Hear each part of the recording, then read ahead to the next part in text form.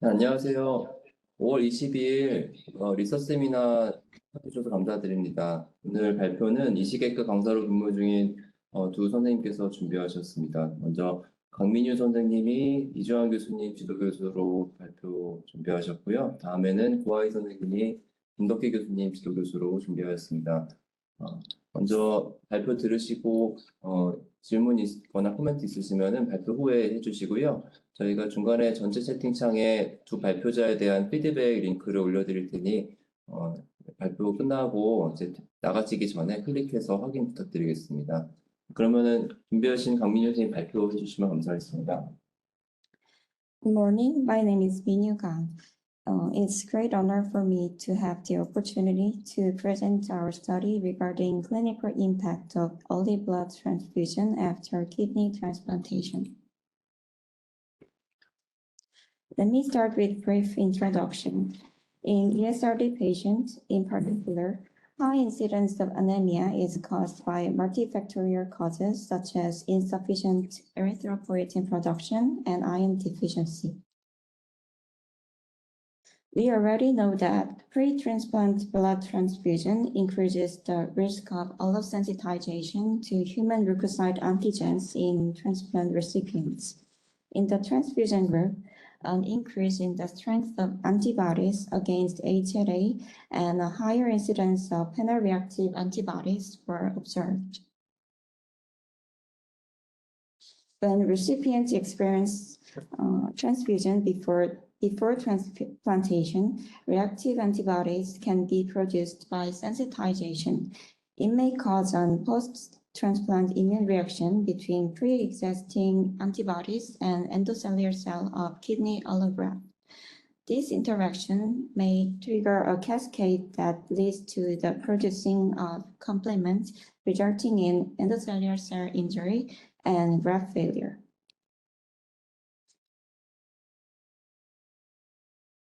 However, the impact of post-transplant transfusion on patients who takes immunosuppressant agents remains unclear. Two retrospective previous studies published in 2012-21 independently examined the risk of post-transplant blood transfusions on lunar allograft outcomes. They came to the same conclusion, namely, there are no differences in outcomes among lunar transplant recipients who received blood transfusions compared with those who did not. So based on the question as to impact of post-transplant transfusion on transplant outcomes, we set the study aim. The primary study endpoint was patient survivor, and the secondary endpoint included death-censored graft survivor and biopsy-proven acute rejection. This is our study design. We retrospectively reviewed 1,107 adult patients who underwent kidney transplantation between January 2014 and December 2020 at Severance Hospital. Patients who underwent multi-organ transplantation or received HLA or ABO incompatible kidneys were excluded. Given that elicitation of an immune response may take days to weeks after exposure, we performed analysis using 1 month lag time after transfusion. After excluding ineligible patients, 785 transplant recipients were included in this study and divided into early post-transplant transfusion group and no early transfusion group.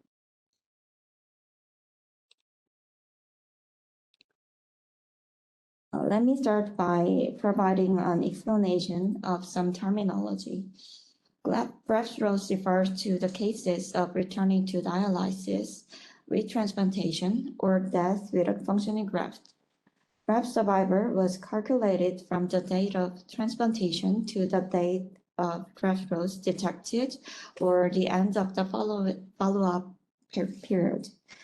Death-censored graft survivor means graft survivor censored at the time of death. When we collect transfusion data, we only count early transfusion, that RBC transfusion, within 30 days after transplantation. Only leukocyte-depleted packed RBC cells were used in kidney transplant recipients. A RBC transfusion was decided on at the discretion of physician. Data regarding transfusion was confirmed based on a review of records from the blood bank and individual patients' chart reviews.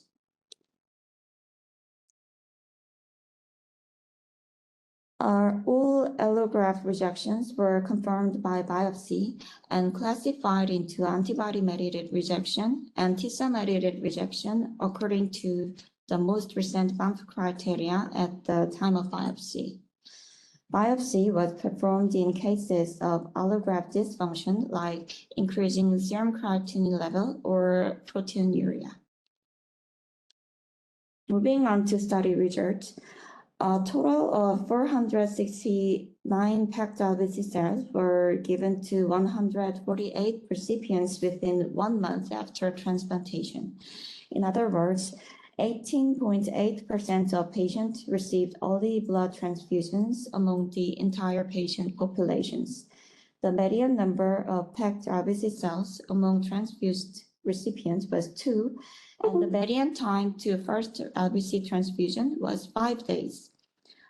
Although pre-transplant hemoglobin level was comparable between the two groups, the lowest hemoglobin level during 1 month after transplantation was significantly lower in early RBC transfusion group than in no RBC transfusion group. It has been observed that there is a tendency for higher frequency of transplantation in groups who had a longer duration of dialysis, underwent DDKT, or received ATG as an induction agent.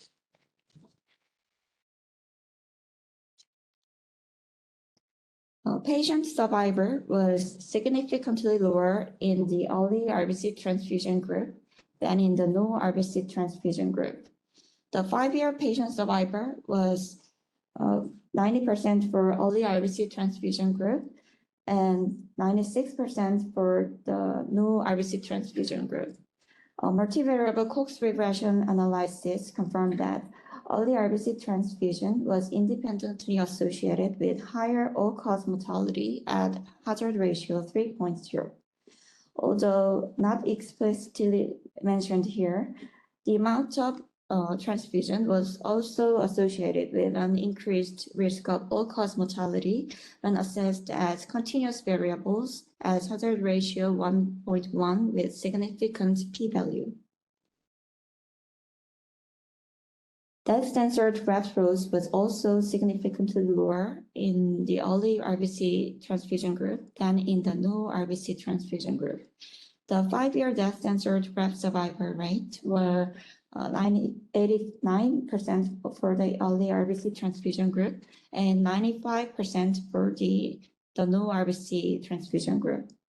Early RBC transfusion was significantly associated with increased risk of death-censored graft survival and hazard ratio 2.2.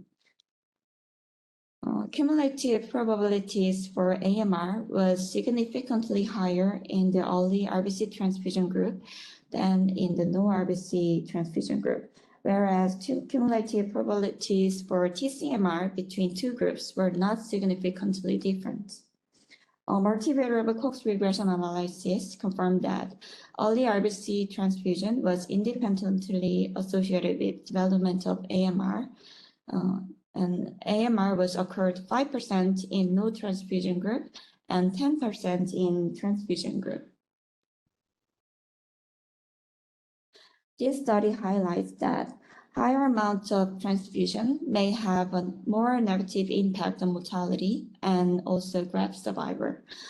Early RBC transfusion was also significantly associated with increased risk of acute rejection, whereas cumulative probabilities for TCMR was not significantly different. I'd like to point out significant impact of transfusion on rejection.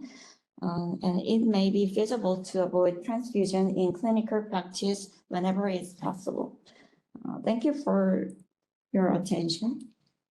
Please give me question or comment if you have. Thank you.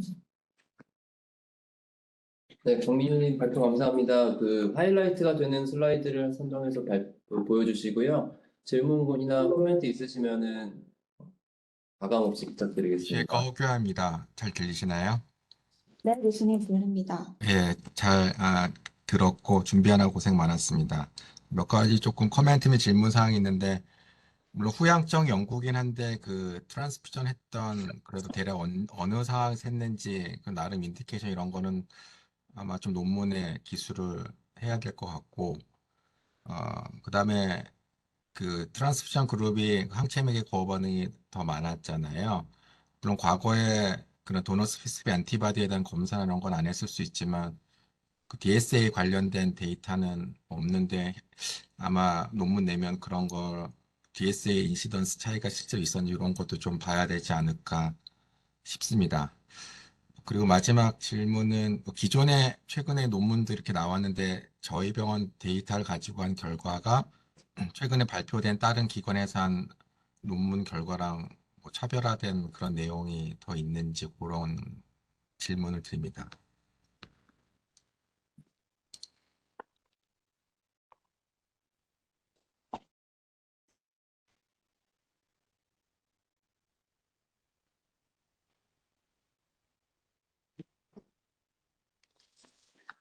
일단은 기존 연구들과 좀 차이가 나는 부분들은 제가 여기에 그 같이 실었던 것들은 연구를 했을 때 그 그룹 간에 차이가 없는 결과들도 있었는데 저희 그룹에서는 일단 아웃컴에서 트랜스퓨전을 한 그룹과 하지 않은 그룹에서 서바이벌의 차이와 AMR 리젝션의 차이가 있었다는 부분이 있었고 그리고 저희 연구의 장점으로는 일단 뭐 기존 연구들에서도 해당이 되는 것들도 있지만 프리옵의 논센시타이즈드 페이션트를 선정해서 했다는 점에서 차이가 있었고 아까 그 발표 중간에도 잠깐 말씀드렸듯이 그 30일 이후에 트랜스퓨즈 30일 이전에 그 페이션트 데스나 이런 것들 나타난 것들은 배제하고 30일 이후의 데이터를 가지고 분석했다는 점에서 레이트 타임을 줬다는 점에서 차이가 있을 수 있겠고 또 저희가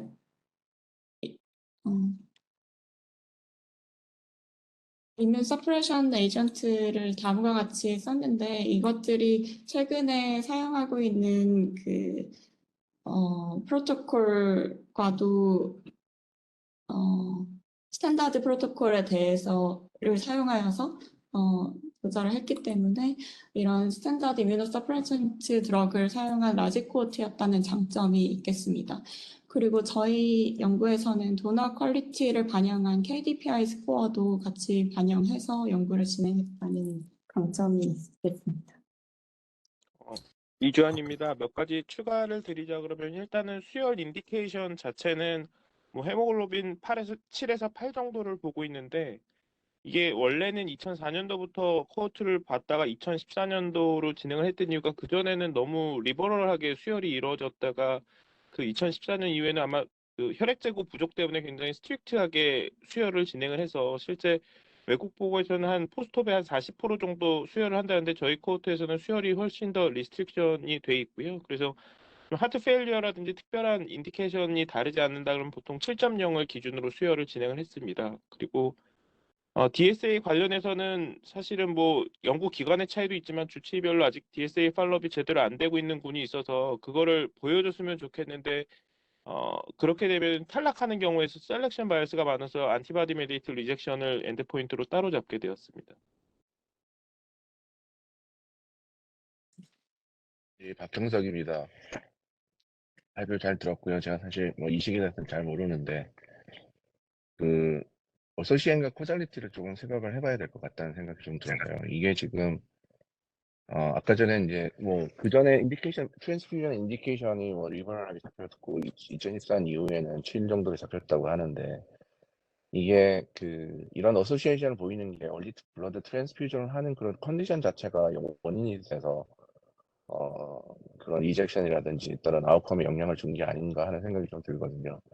이게 블러드 트랜스퓨전 자체가 어떤 이뮤놀로직한 이펙트를 주기 때문에 이제 생겼다라고 보는 게 맞는 건지, 아니면은 실제로 만약 헤모글로빈 7 이하로 떨어졌던 사람들이 대부분 블러드 트랜스퓨전을 받았다고 하면 사실 이 결과는 헤모글로빈 7 이하로 떨어진 환자들을 대상으로 조사를 해보면 트랜스퓨전 하든 안 하든 별로 안 좋을 거라는 생각이 좀 들거든요.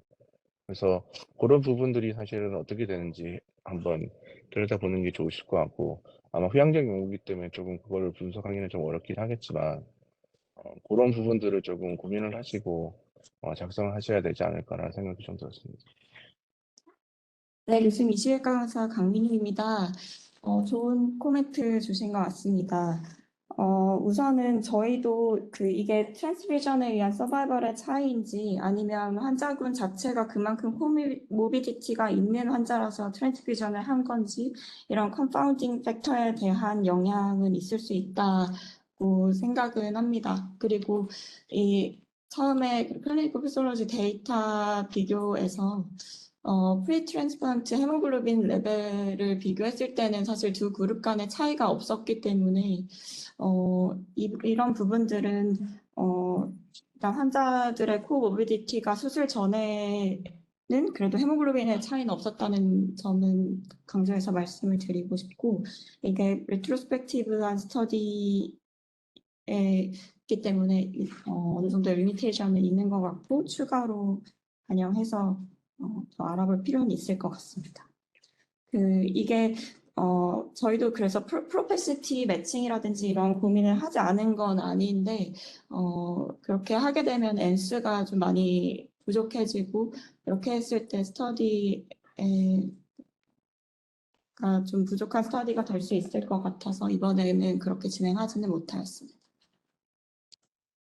좋은 지적 감사드리고, 뭐 강민유 감사가 말씀드린 대로 여러 가지 고민은 해봤었는데, 사실은 전향적 연구가 불가능한 거는 헤모글로빈이 7 이하에서 수혈을 안 하는 것들은 윤리적으로 조금 문제가 있지 않을까 생각이 돼서 최저점에 헤모글로빈을 보는 등의 보정을 시도는 했는데, 그 임상 사항 자체에서 주치의가 보통은 수혈을 판단을 할 때 부적절하게 뭐 과한 수혈은 보통 이식외과 의사들이 희망하지 않아서 조금은 연구 디자인 자체가 좀 어려운 점이 있었고, 대신에 바이스탠더로 생각을 할 수 있는 그런, 이제 어차피 고위험군을 고른 거에 대한 의미는 페이션트 서바이벌에는 확실히 영향을 줄 수가 있는데, 저희 이식에서 이제 그라프트 서바이벌하고 이식신이 오래 존재하는지 여부와 수혈 여부는 조금 면역학적인 백그라운드가 있을 수 있어서 여러 가지 아웃컴 중에 일부는 말씀하신 대로 고위험군 환자가 어차피 수혈 받을 정도의 컨디션의 환자가 골라진 부분들도 있고, 나머지 거부 반응이라든지 이식신 생존율 자체는 이거 자체가 조금 영향을 더 주었을 것 같습니다. 네, 이재근입니다. 질문 드려도 될까요? 네, 교수님. 예. 일단 좋은 발표 감사하고 특히 메소드에서 여러 가지 정의를 잘 이렇게 보여주셔서 이해하기 쉬웠던 것 같습니다. 일단은 뭐 저도 박경석 선생님이랑 비슷한 의견인데 이게 이제 안 좋은 상황에서 이게 결국은 이제 수혈이 안 좋은 건 아는데 안 좋은 상황에서 저희가 어느 시점에 수혈을 할지 이런 거에 대한 고민이 있을 것 같거든요. 이제 특히나 수술 도중에 이제 헤모글로빈이 낮으면 이거를 이제 이런 데이터를 바탕으로 수혈을 해야 될지 말아야 될지, 그리고 오히려 이제 이 상황에서 뭐 블리딩 양이나 바이탈 사인 같은 게 안 들어가서 정확하게 모르겠지만 이제 약간 샥이 유발되거나 하이포퍼퓨전이 유발되는 경우가 더 안 좋을지, 아니면 수혈로 인해서 센시타이제이션이 되는 게 더 안 좋을지가 일단은 뭐 이렇게 자료를 분석해 본 분으로서 통계적으로 못 보여주더라도 이렇게 그냥 느낌상으로 혹시 어떤 경향이 있는지 좀 말씀해 주셨으면 좋겠고요. 두 번째는 AMR 보여주신 거 보니까 수혈하고 나서 거의 1년 이내에 갑자기 이렇게 증가하는 것 같거든요. 큐뮬러티브 카플란 보여주신 거 보면. 예, 그 페이지요. 그러면은 결국은 거의 한 달 이내에 확 증가한 것 같은데, 그러면은 이 결과를 바탕으로는 수혈을 하면은 AMR 리스크가 엄청 높으니까, 그러니까 수혈하고 나서 거꾸로 디센스타이션이나 아니면은 이제 그 서베일런스에 어떤 프로토콜 변화를 가져갈 계획이 있으신지에 대해서 여쭤봅니다. 교수님께서 코멘트 주신 부분도 좋은 부분인 것 같고, 일단 저희 연구에서는 인트라옵에 시행한 트랜스퓨전에 대한 데이터는 반영되지 않은 데이터입니다. 아, 그러면 수술 도중은 아예 안 들어가고 수술 후만 들어간 건가요? 네네네. 프리옵과 포스트옵을 비교한 건데, 일단, 저희가 포스트옵 같은 경우에는 이뮨 서프레션트 에이전트를 같이 사용을 하면서 트랜스퓨전을 하기 때문에, 어떻게 보면 인트롭도 포스트옵과 연관지어서 생각을 할 수 있지 않을까 싶기는 하고, 아무래도 저희는 그래서 저희 연구 결과를 바탕으로 트랜스퓨전을 가능하면 안 하는 것이 환자의 클리니컬 아웃컴에 더 도움이 될 걸로 생각을 하고, 저희 키드니 트랜스플란테이션 파트에서는 수혈을 안 하면서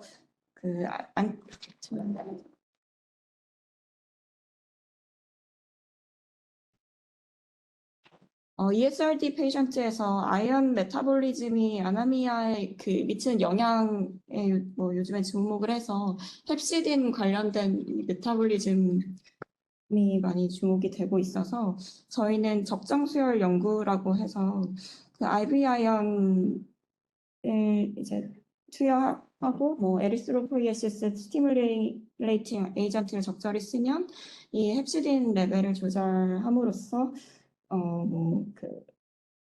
프리오 포스트옵 아네미아를 좀 더 해결할 수 있다는 연구를 진행하고 있어서 저희는 해당되는 대상이 되는 환자들 뭐 페리틴이라든지 트랜스페런 세츄레이션 같은 것들을 기준으로 해서 수술 전에 뭐 4주 전, 3주 전에 IV 아이언을 미리 투여하고 일주일 전에 조혈 촉진제를 환자들한테 투여를 해서 그런 부분들이 환자들의 아네미아 컨트롤에 좀 도움을 줄 수 있을지에 대한 연구를 진행하고 있는 부분이 있고요. 그래서 그런 부분들을 말씀드리고 싶고,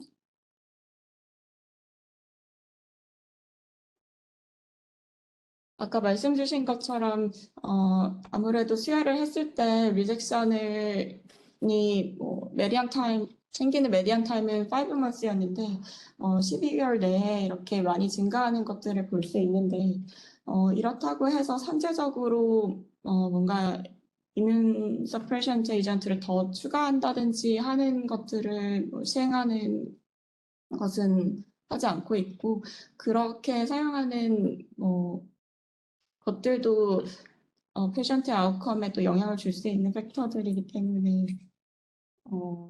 저희는 아까 말씀드린 대로 최대한 수혈을 하지 않는 방향으로. 지금 오해가 있는 것 같아서 다시 조금 정정을 드리면은 일단 기존의 모든 연구에서도 인트라옵 수혈은 일단은 배제를 하고 포스트옵의 수혈에 대해서 연구를 하는 것들이 전반적인 추세고 우리가 교과서상 수혈에 의한 감작이 많이 된다, 임신, 수혈, 뭐 장기 이식이 3대 요소라는 것들은 면역 억제제가 들어가지 않는 컨디션이기 때문에 실제로 KT를 하려고 그럴 때는 인트라옵에 수혈을 할 때까지 기다리는 경우들이 굉장히 많아서 그 부분은 아마 개념상 조금 달라서 저희들이 주목했던 것들은 얼리 포스트 피리어드에 수혈을 하는 것들로 타겟을 잡았고 실제로 과거에 AZT나 이런 데 나온 연구들을 보면 그 트랜스퓨전된 도너의 HLA 타이핑을 다 구한 다음에 실제로 그거에 맞는 안티바디가 생겼는지에서 이미 검증이 됐던 내용이라서 안티바디가 생기는 것들은 충분히 설명이 가능한데 우리가 리시피언트의 시럼만 가지고 DSA가 있는지 여부는 사실은 2주마다 변할 수 있는 상황이기 때문에 메모리 기능까지 다 평가할 수 있는 지표는 없어서 저렇게 한 달 이내에 굉장히 이제 폭발적으로 늘어나는 현상이 어느 정도는 설명이 될 것 같습니다. 그리고 저희 프로토콜상에서는 매 3개월마다 첫 1년째는 DSA 팔로업 하고 있는데 리널 디스펑션이 있거나 이럴 때는 언제든지 자유롭게 DSA를 팔로업을 하고 있어서 뭐 본 연구에서 말하고자 하는 거는 무조건 수혈을 하지 않자는 내용은 아니고 조금 불필요한 수혈을 줄여보자는 내용이 될 것 같습니다. 김명식입니다. 질문 하나만 드리겠습니다. 강민혜 선생님이 아주 발표 깔끔하게 잘 해주셔서 감사합니다. 다름이 아니라 그 RBC 트랜스퓨전 하는 거 이외에 요즘에 그 에리스로포에틴 제제를 많이 써서 지금 대체제로 사용하고 있는데 지금 신장 기능이 안 좋으면 에스로포에틴의 리셉터도 나빠져 있고 그다음에 에스로포에틴 만드는 것도 저하되어 있고 하지 않습니까? 혹시 그래서 이런 경우 RBC 트랜스퓨전 이외에 그 에스로포에틴 같은 혈액 제제를 사용한 거를 따로 보시진 않으셨는지 궁금합니다.